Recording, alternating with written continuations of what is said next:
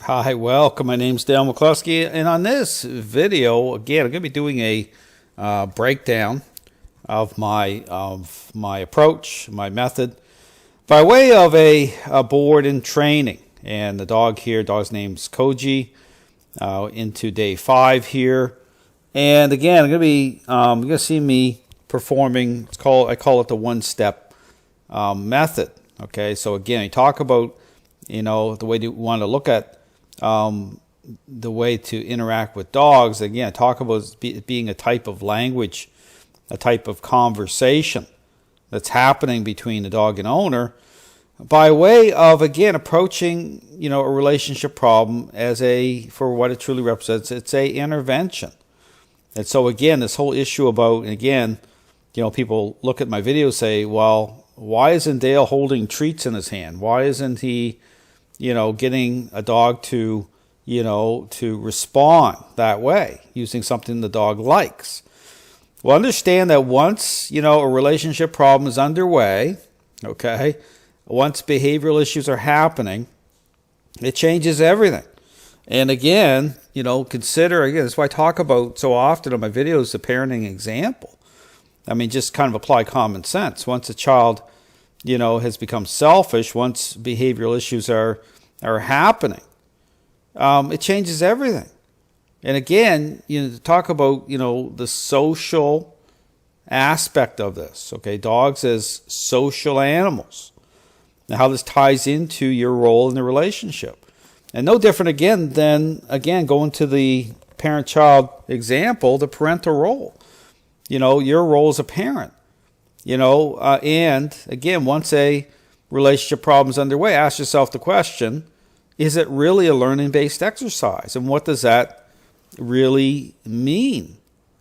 Is it about just, again, consider when I talk about the problem by way of responses and the flawed assumptions that many are making by way of at the response level, with how the responses are set in motion once a relationship problem is underway.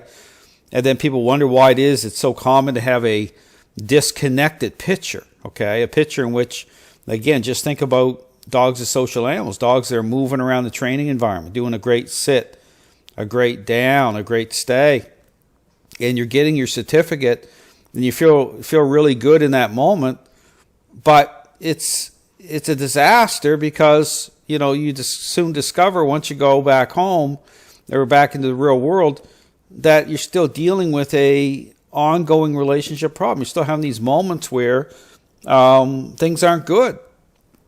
But however, in certain other moments, it's like, wow, this is like amazing. My dog is, looking so great in certain moments, doing a great sit or a great down. And then when I'm petting on my dog really likes that. And, it feels really good. But then you just know, well, this, but everywhere else is very problematic. And this is where that statement, just think about the statement that, when people say, well, my dog is pretty good except. Okay, that's where that statement comes from. The pretty good part is the deceptive nature of dogs as they're gaining control in the relationship. They're gaining fulfillment and comfort that way. So they're very agreeable. They look balanced most of the time. But then the other moments, that they represent the truth, okay, as to what is really happening. And again, no different than a selfish child can look great most of the day too, as they're playing their video games, as they're hanging out, as they're doing their thing. But it's the moments, and really think about this, because this will help people understand why I train the way that I train, why I engage the way I engage. It's the moments that, again, just think about it as a parent, where it's take the garbage out, putting that demand on the child because it's a reasonable demand, okay, and you're the parent.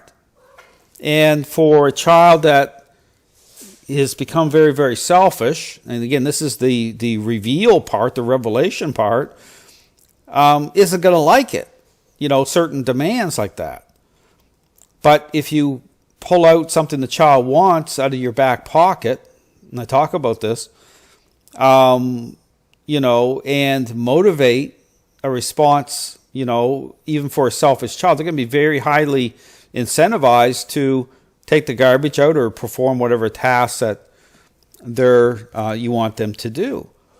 But then the problem is, at the response level, think about, well, okay, if the whole focus shifts on to a standard, or, without, again, just totally ignoring, okay, the parental role, totally ignoring the role of influence that way to reveal truth, to reveal what's really happening. If you just bring focus on to superficial response that way and sell it that way, well, guess what? You can be led into being deceived or thinking that good things are happening, the relationship's getting better.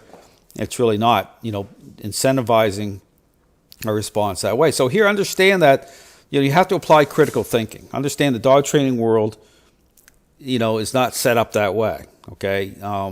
People have gotten into it, not just taking a hold of this idea that's kind of already ready-made and set up shop.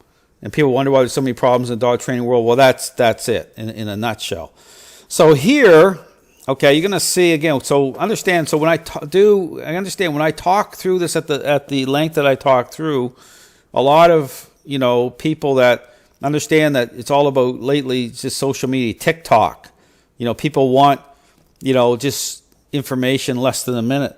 Well, you have to connect some dots here. Okay, we have to talk through it because, again, the expression, the saying I use, it makes no sense to do something unless you know why you're doing it. And so much of the dog training world is just about, at the response level, just getting a dog to do a sit or a down, and come and stay. Oh, there's your problem. Okay, just right out of the starting gate, setting that response-based picture in motion without considering why that could set up a counterfeit picture based on the fact that the spotlight isn't coming on the dog owners the right way. The process itself, defining what a process is, once a relationship problem is underway, is not being defined. And so here, again, just look at, the dog training world as a whole. Look at just how common it is for this picture to be a counterfeit. I mean, that's the thing you have to start to do. You have to start to ask questions. You have to start to, look at what's happening. So here, as I go through this, I want to, again, show, because here we're going to have Koji's going to come out here in a second. Okay, you'll see it. And you're going to see a level of a reaction. Okay, you're going to see challenge rise to the surface. For a dog, the reason the dog's here in the board and train in the first place, Koji's, with me, is because a relationship problem is underway. So I have a different dog owner standing here who's gone through a board and train process with his dog. So he's basically here to observe. He helped me out a lot with some other dogs in a helper role. And so here, I'm going to see Koji come out. But again, the question is, well, when people wonder, well, why it is that Dale doesn't have treats in his hand, or he's getting this dog, well, there it is, okay? It's, okay, define what is a process. Is that, again, when I talk about here, call it the one-step method. Okay, it's a type of conversation. So I talk about the language of the method. Now, here's the big thing that is really, I really would encourage people, and this really is the kind of pivotal point in this whole idea as to what training is about using a motivator. Understand, this is like hardwired into the dog training world. When people step into a relationship problem, dog trainers step into a relationship problem, the big thing that is like hardwired into everything is, how can I get this dog to respond? And typically they're walking in with treats and they get a treat bag strapped on their hip. How can I get this dog to respond? Well, that's the wrong way to think. Okay, that's the wrong way to approach a relationship problem. That's the wrong way to set a picture in motion. Okay, using motivating agents that way. The way you want to think, okay, is you want to think different. Okay, and this is where I talk about, about using a motivator. Well, what's the motivation? The motivation is the relationship itself. Okay, dogs as social animals. How they connect with us that way. Okay, that's the motivator, the social aspect of the relationship. Okay, just think about what I'm saying. It's no different than a parent-child relationship, that social dynamic. It's not, just think as a parent, do you walk around like Santa Claus all day long with, just thinking about how, no, I mean, it's ridiculous. Now, now here's the thing that people really, struggle with. Well, when does Dale use treats? Well, I don't use treats. Okay. I will motivate a response. If you go watch, and I encourage you to watch my service dog training videos, because they show the whole, they show how everything comes together through a process. So here, okay, the first focal point, okay, in terms of dealing with relationship problem is clean up the relationship first the right way. You understand that that's the first priority. Okay, so I go through a sequence. So if I'm doing service dog training, a lot of the dogs that I'm, interacting with, that needs to happen. Okay, that needs to happen. The dogs I'm helping through service dog training typically are dogs that the handler, the dog owner, is already owned for a period of time. Dogs gain a level of control in the relationship. So we have to clean the relationship up first. And what that encompasses is actually generates, it shifts the focus onto the owner the right way. So that is your kind of foundation when it comes to starting to connect dots through certain responses, certain tasks that the owner wants the dog to do as a service dog. So understand it's about your jumping in point. And often, again, the problem is, and this is why you look at the service dog training industry, why it's such a disaster, is that trainers are not considering, why, again, when you're using treats, when you're using motivators, how that would be why that would be a problem in terms of, the perceptions of a dog, the focus of a dog. Think about the selfish child. If you were to do that, a very selfish child, guess what they don't have? They don't have good focus, okay? If they enter a room, they're not focused on the parent the right way or other people the right way. They walk into a room, it's all about them, so they're looking around, well, what, are there toys in here that I want to claim? Is there a video game system I can jump on so I can, I can engage that way? And so focus is everything when it comes to, again, you get into the thing about service dog training. This is why you get out in the public, or dogs that need to perform a very specific task. Well, those tasks require specific focus. Okay, I mean the level of focus that's required for certain tasks, is even more, more intentional.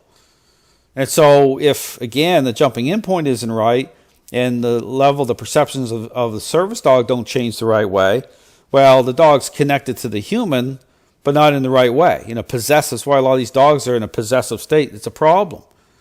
And then how you can really see it's a problem is that when they need to perform a task that requires specific focus, like picking up an object, or helping someone get off the ground that has fallen, the dog isn't going to do it.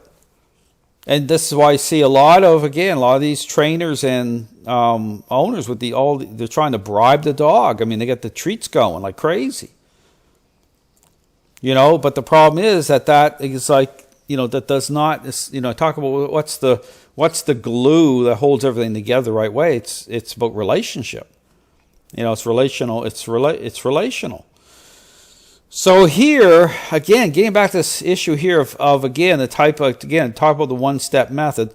Well, this is again, type of conversation that I'm having with the dog. I talk about, well, what's a conversation, entail? Well, a conversation is about the intent. Okay, a lot of this is about intent. So when you're interacting with a dog in a very specific way, okay, dog understands the intent.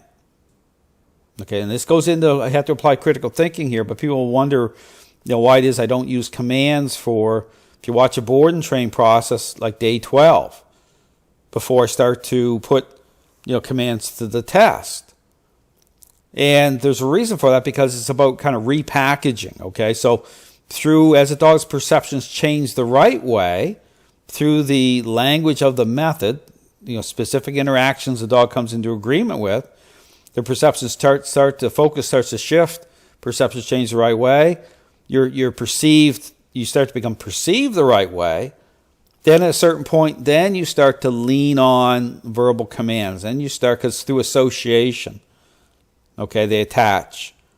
And so everything starts to move forward. So even the issue about interacting the way that you see me interacting with, hands-on and bringing a dog in a level of intentional control and influence happening, well, that starts to diminish over time.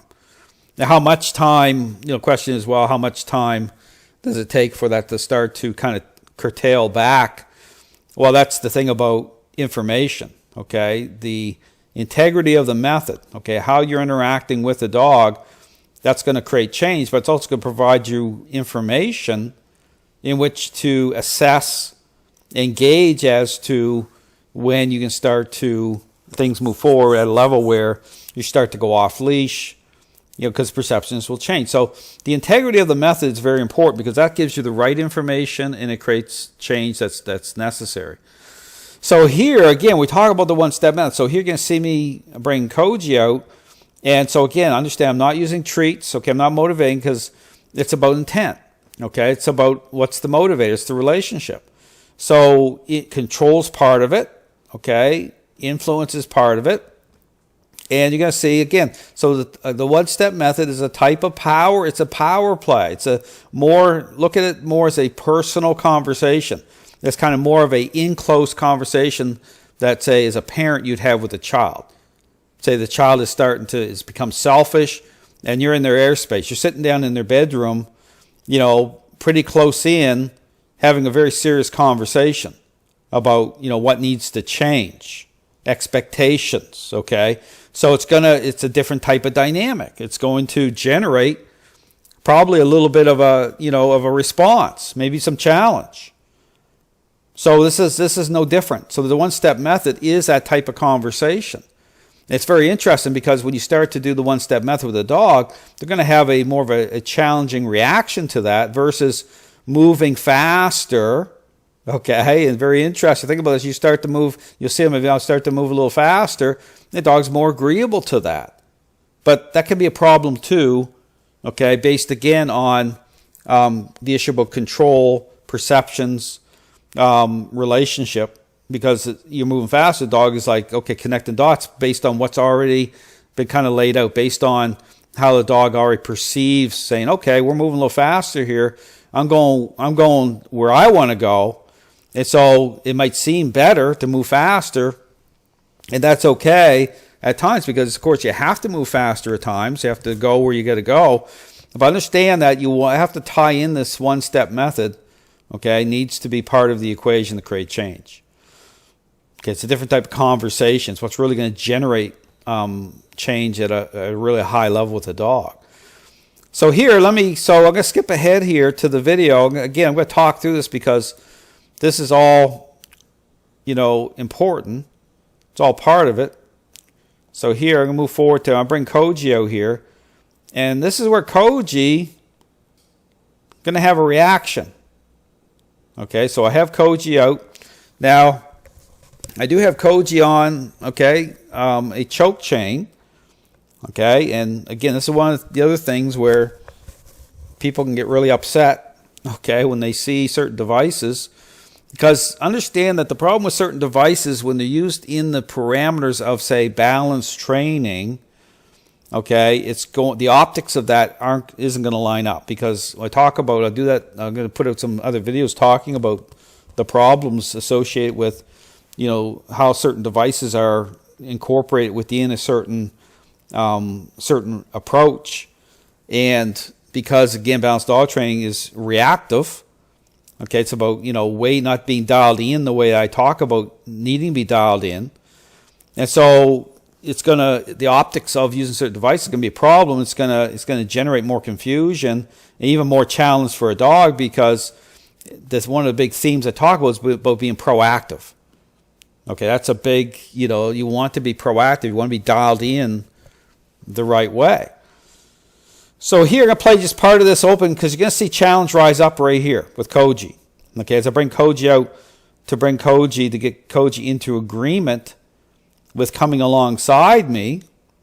I will talk through this because when you see this level of challenge, pay attention to Koji's reaction as I move forward here with Koji. So right here, you see Koji up in the air. Okay? Now, the thing is, I'll talk about this whole thing about, device. See my hands down very close at the choke chain. But understand something here. This is where we talk about how you use certain devices a certain way. There's things happening that are more subtle. Okay, subtle mean that you're not going to see when people watch my videos. Okay, they don't get everything. Okay, they don't understand. They don't get everything that's happening with how I'm bringing a dog under control, but how even certain what I call release points. Okay, intent. Because understand when I'm interacting with a dog understands. Because understand, I'm moving the same way all the time. The dog understands where I want them to go. Okay, that's the other thing about funneling. Okay, when you get into a interaction-based method, it's important that the interactions align properly. Okay, to create the highest level of agreeableness possible with a dog that's holding control. Without, again, this whole bent. Understand, this is the problem in the dog training world, is this bent towards saying, so you see a reaction like this with a dog that's holding control in the relationship, then it'll trigger people, and the bent will be towards, well, I just want the dog to be calm. I don't want the dog to be agreeable. But think about this. Yeah, sure, you can have treats in your hand. You can, and this is the issue about bribery. I get this dog to come in pretty quickly into the same type of position, to a sit position, and look fantastic. And for many people out there in the dog training world, because understand this is a culture that's been created, all they care about is agreeableness. They're not connecting dots properly at all as to, okay, what does influence or what does control within a process actually, how does it actually tie in to create change? And so this whole bent towards, gaining agreeableness that way is a problem, because what it does right away is, yeah, sure, a dog will be agreeable, will come into agreement with and go into a fantastic sit and respond, the way that you want the dog to respond. But again, it doesn't mean whatsoever those responses represent the perception of actually changing at all. And you have to actually, wait till you go back, your certificate, go back in the real world to discover that. So here, they're, and I tell people, the statement I make is, if your dog hates your guts for a couple of weeks, you're doing the method right, because it's not personal. Think of it's the same dynamic as a selfish child that doesn't like the fact the parent is moving from, the permissive parenting style to the authoritative parenting style. That the fact that they're in their airspace differently, engaged, dialed in, saying, where are you going, who are you hanging out with? A selfish child is going to like that. You're going to have pushback. You're going to have a level of challenge to that. But, the parenting style itself, the themes attached to it in terms of how you're engaged, how you're bringing the child under demand in a reasonable way, not in an abusive way. But here's the thing. I'm going to talk about this issue about framing up response properly. And I use, again, if you go on my videos and you go and type in ice cream truck example, or just ice cream truck, a video come up where I'm talking about reconciling the context of certain responses by way of relationship. It's no different than a selfish child having a major meltdown because they don't get sprinkles on their ice cream. And then being a casual onlooker, you're trying to, look at, cause and effect, trying to reconcile the over-the-top reaction from a selfish child to hearing the word no. You would think that, or one would think that the parent must have physically hit the child. when the reality is the fact that, no, the child's actually selfish, and the reaction that's happening is a result of that, of the social connection, of the interplay between the parent and child, in terms of certain reactions. So here I have the dog under intentional control here, and again, how I'm moving, I talk about it all funneling in right beside me. The dog understands the intent, just the dog doesn't want to do it initially. But here, when I talk about certain release points, understand that I'm bringing the minimum amount of control, possible, but again, at the same time, using a device that allows me to gain the right amount of leverage, especially for a dog that is holding a higher level of control in the relationship, because you still need to have the advantage. Because sometimes people look at this, well, Dale, why don't you switch to a flat standard collar? And I will for some dogs.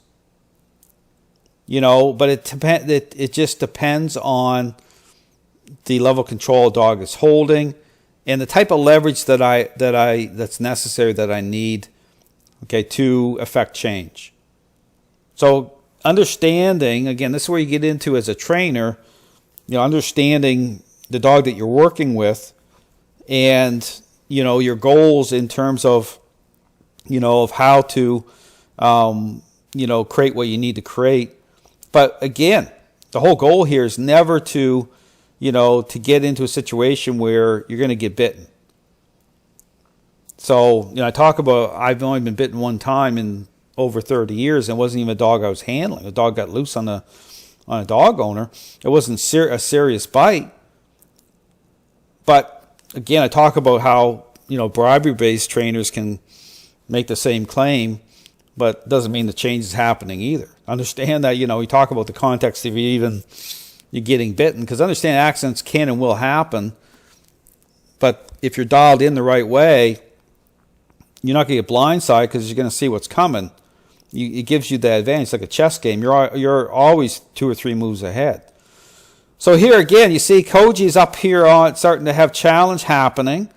But I talk about subtle here. It's understand when I talk about release points. Understand when the dog gives, I give just a little bit, even in these moments here. When the dog is up and starting to challenge this way, people talk about hanging the dog up and all this stuff. Understand dogs are controlling this. They understand there's a way out. They understand the intent. It'd be different again. You see, again, not to say that there isn't, issues in the dog training world. There certainly is, with how people deal with, a relationship problem with challenge. But here, it's understanding that for a dog, say a dog like Koji, understands, there's a way out. And I'm giving again, so as I'm doing this, I'm actually directing the dog in where to go right beside me as I start to funnel. I talk about funneling, how this all funnels in a specific, direction for a specific moment to, again, to start to affect change with the dog. So right here, so you see Koji, very, very quick.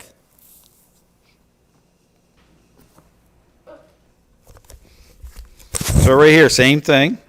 You see Koji going back. But notice here too, when I'm doing this too, I'm lining this up. You'll see my body start to line up here because I want Koji right at my left side here. So even as I start to arc, I start to turn slightly. And even with, again, how you're holding leash, you want to line this up as quickly as possible. So I talk about, reducing the level of challenge with the dog. But I'm also locked in here. So I'm not, and it's important to understand, you don't want a dog to if you let a dog to gain too much ground here, it's going to escalate anyway. So it's knowing just how much to give. So here I will give enough, right, to create that type of circumstance. So it's like you give, I give. It's a type of conversation. So the dog understands I'm in full control here, but I'm trying to work this out in a way that is going to be reasonable to the dog to say, hey, I'm not here to hurt you. It's not about sending this dog over the edge, but you're dealing with a relationship problem. The dog's here for a reason in the first place. This dog has gained a high level of control in the relationship with their owner. So this has to go down this way. But again, so I'm locking in here. Dog is going to, giving the dog a little bit of kind of wiggle room, so to speak. But then, so there's certain moments where I call it kind of letting things kind of de-escalate for a second or two. Okay, before you start to advance into, again, more intentional control. Start to move the dog forward a little bit.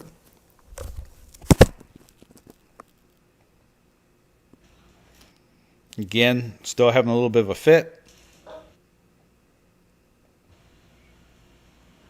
But notice the tail wagging here the whole time. So that's the other thing. You'll notice the tail's wagging on Koji because it's a power play. So endorphins are kicking off. The dog actually gets, excited. Okay, that's a sign. I talk about dogs that I call the 1 percentile dogs. You engage this way, they'll actually, it'll start to kick off endorphins. So here, and again, this is the moment here where I'm just going to, again, locking in here. But again, the goal here is to take a little bit of pressure off, but still have full control. Because, when you talk about this whole thing, and I talk about this in terms of working through things, it's no different than dealing, say, with a very selfish child, where it's like you don't want to go into the bedroom and just start ripping the video games out of the wall. Okay, it's like you have to understand that even though, you're moving into a different parenting style, okay, the child still has to work through it. Okay, they still have to deal with it. They still have to work. There's a working through part of this. And so for dogs as social animals, okay, you still have to give them enough time to be able to work through. And this is part of keeping the level of conflict down as much as possible at certain moments. It's like knowing just when to, where that line is. Okay, it's like right there, no more. But then take a pause, take a moment before you start to assert control over the dog again. So right here, you see me, I'm taking the moment, I'm talking through it. But notice too, my body is arced. Okay, it's turned slightly. Because I'm going to line this up. Because my next movement is for me to start to move forward. But here, I'm sideways because, again, I'm locked in here.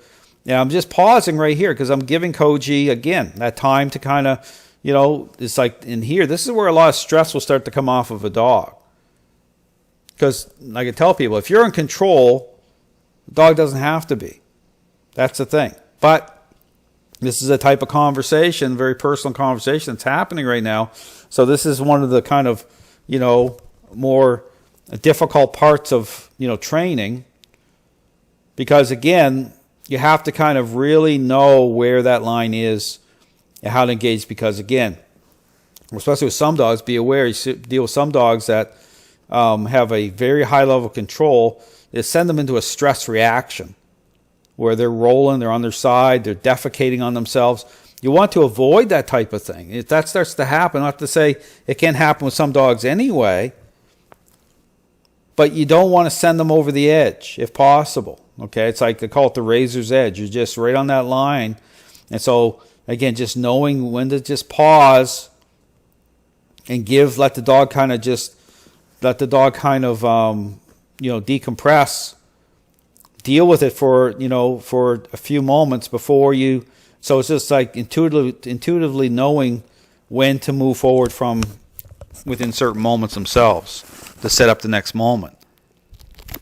So right here, this is one of the most important parts of, say, a process with a dog like Koji is moments like this.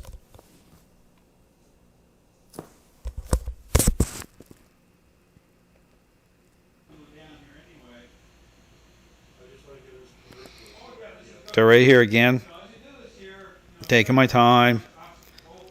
And so right here too, so as I have intentional influence over through the leash and through the choke chain, understand this gives me assessment. Okay, I'm always getting information back. I can just increase just ever so slightly in certain moments. Just I can tell from feedback, body language, and just feedback when I can increase and when I should increase,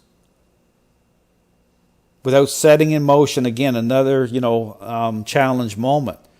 So it's kind of like conversation happening. So my hand will be moving ever so slightly, and so just knowing how and when to bring Koji in beside me.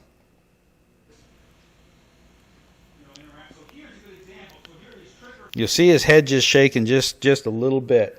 And so I talk about this, moments where it's like a little mini earthquake. Okay, it's like, and that's the point of agreeableness. That little shaking, that little agreeableness, and then the movement forward. It's like saying, okay, I'll come into agreement with, because again, it's just knowing how to line it up.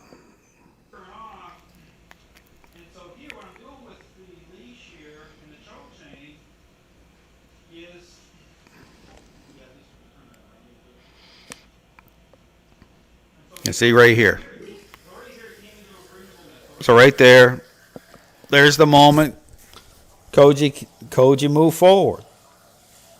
Because I didn't understand, you're the pillar. It's the whole thing. That's why I say don't be walking back and moving back. Okay, it's all about being very intentional with how you're interacting with the dog. So here you see Koji moving forward a few inches, which is great. That's the agreeableness part in this type of conversation.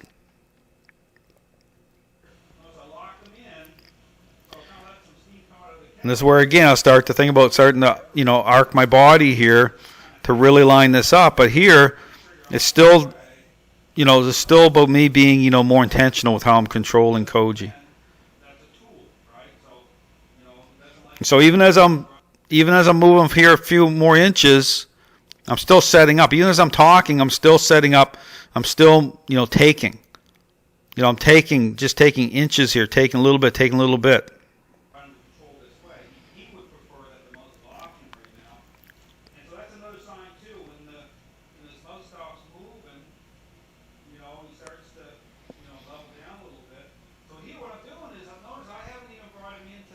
So right here, it's, again, I'm putting, yeah.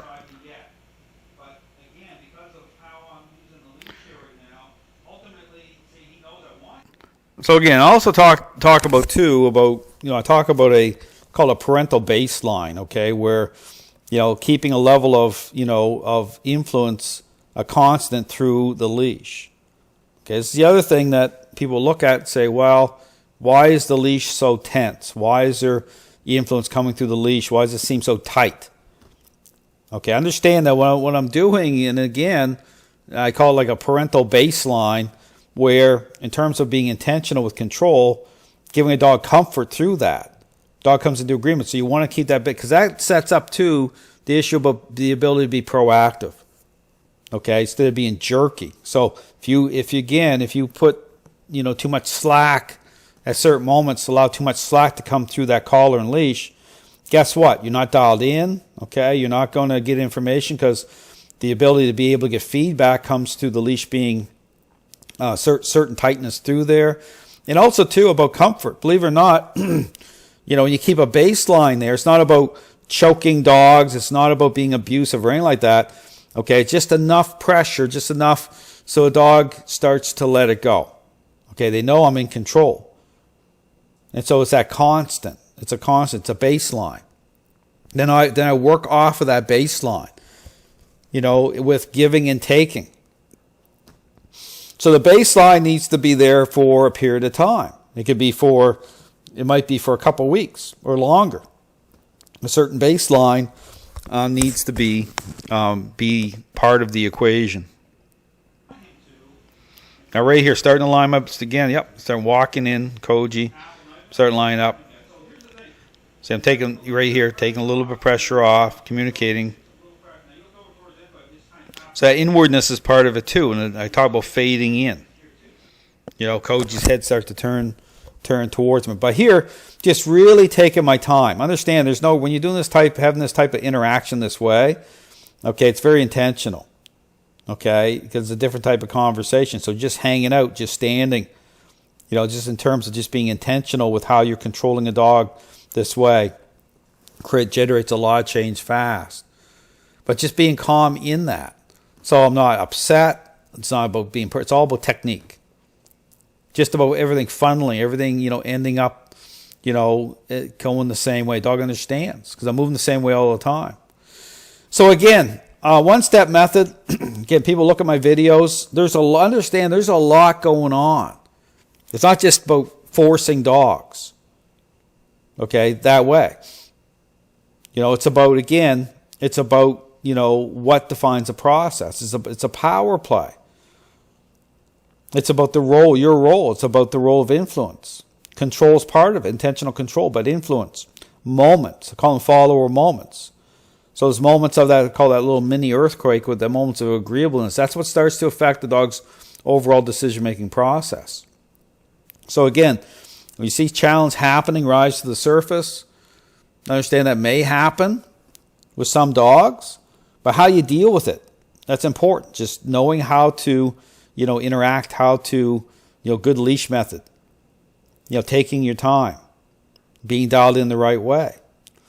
So again, hopefully this video is helpful. Again, with understanding, again, you know, part of the methodology when it comes to a intentional interaction-based approach. Thanks for watching.